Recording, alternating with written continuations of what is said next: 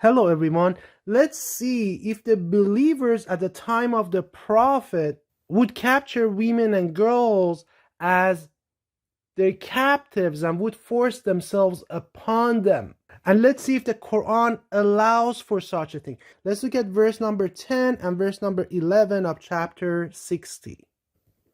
It says, "O you who have believed, when the believing women," the word used here is al-mu'minat. Al-mu'minat means believing women. It could be girls as well. It does not necessarily mean married women. It means believing women, could be married or unmarried.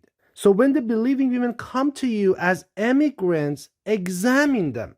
Test them. So there's wars going on. You know that obviously when these verses were being revealed between the believers and the disbelievers. So these women are coming to the believers as immigrants.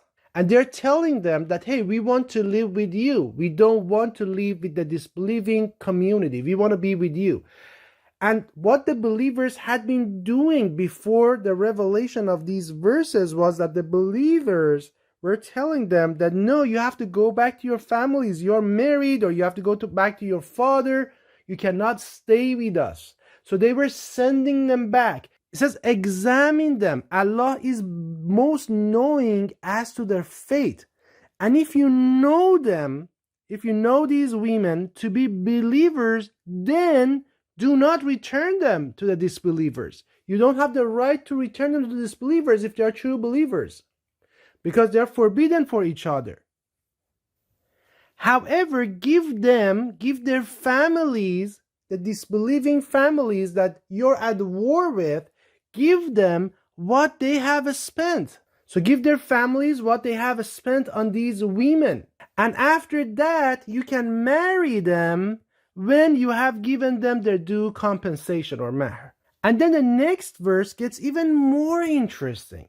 It says, if you have lost some of your wives to the disbelievers, and you tasted this, you lost your wives, you lost what you had spent on your wives, and you lost them to the disbelievers, then don't be like that. Give those whose wives have gone, give those whose wives have abandoned them and migrated towards you, the equivalent of what they have spent. So what does this verse tell you? This verse is telling you, La ikraha fid din, there is no compulsion in religion.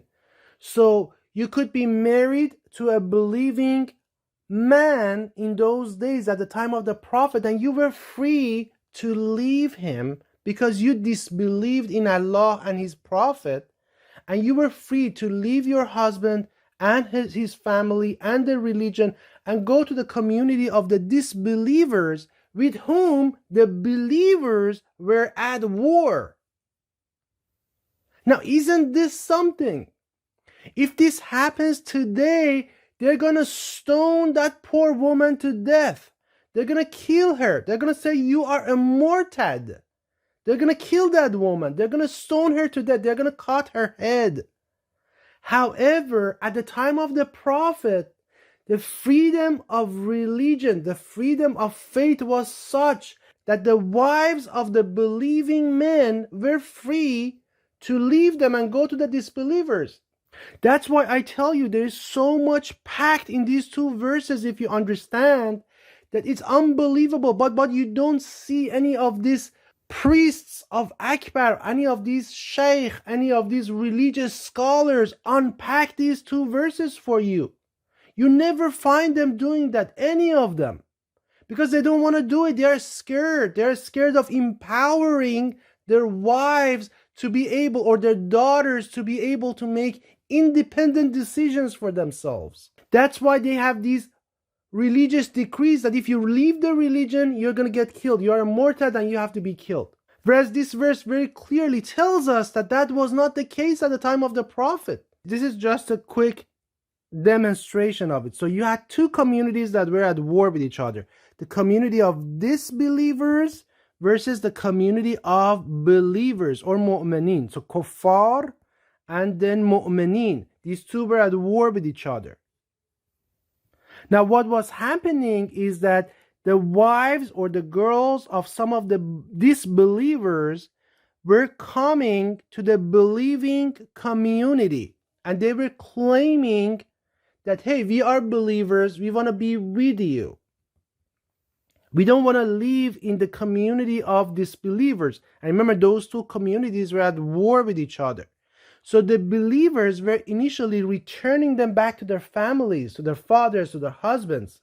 They're like, oh, you're married, you can't come and be here. Then Allah reveals this verse, examine them, test them, assess them. If they are true believers, let them stay with you. However, you have to pay their families what they have spent on these women and girls.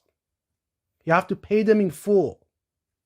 Also, at the same time, they were some of the girls and wives of the believers that were going to the disbelievers, and they were saying, hey, we do not believe in Allah and His Prophet. We want to just believe in our religion of our fathers as before. And nobody was killing these women because there was freedom of religion. And even though they were at war with them, the believers were not keeping them as captives or capturing them or enslaving them. Not only they were not doing that, but also they were returning them back to their families. Or if they were keeping them as believing women, they were paying their families. So my question is, how is it even possible that the hadith, the sayings, they're telling us that the believers used to go to other countries, other tribes, other nations during these wars, and they would capture wives and girls of the people in those countries, and we would bring them back and sell them in the slave market, or they would bring them back as their own wives. And these, I just want you to see how untrue, how false these hadiths, these sayings are. These are nonsense. They're just simply not true. That's not what the Quran says. And if they truly were doing that after the Prophet, sometime after the Prophet, if that started to happen, that tells you that that community had deviated from the Quran. Because according to the Quran, you can't do that. The only way you could keep a woman or a girl from another country, another nation, another tribe that don't believe in you, they don't believe in your religion, is if that woman or girl says, hey, I'm a believer, I'm a true believer, I want to migrate to you, I want to live in your community. And in that case, even in that case, you're not allowed to touch that girl or a woman, you're not allowed to keep her until you have paid their families fully their due. Do you understand this? This is one of those things that you have to take a moment, you have to take a day, you have to take a week, you have to take a month to ponder and think about it. Now, how is it possible that in Sunni Islam, you can go to another country like what the Daesh did to the Yazidi women, or what the Umayyads were doing, what the Abbasid were doing? They were going to these other countries and they were capturing the women and girls as booties of war, and they would bring them and sell them in the slave markets, or keep them as their wives, or we would rape them as their slaves because, oh, you're my slave, I can do anything I want to you. How is it possible? This is not what the Quran tells us.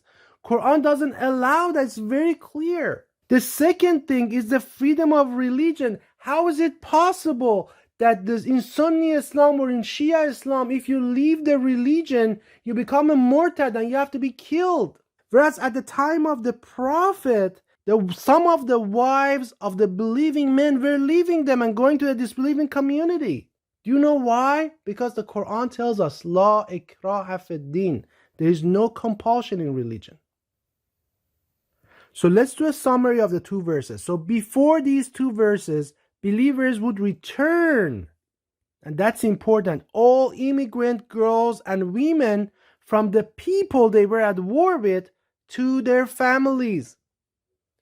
Whereas according to the hadith, whereas according to the Sharia, also known as Sharia law, which I call shaitan law. You can go to the countries you're at war with. You can capture their wives, capture their girls, and bring them back as booties of war. That's exactly what Daesh did. They were implementing pure Sharia law. Now it's the same when you're at war. You're going to the other people's countries, but it's the same principle. You cannot capture their wives, their daughters, and bring them back, unless the girl, unless that woman says, "Hey, I'm a true believer. I want to migrate to your community."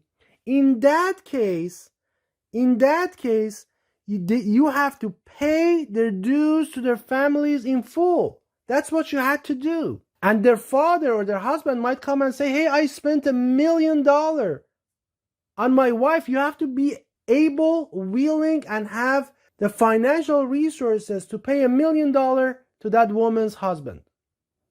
When they did that, that woman becomes a free woman living, free believing woman living in the community of the true believers. At that point, you can start proposing to her and go through the process that existed. So only then they would be allowed to marry them after giving these women their due. So here's the conclusion that you should know.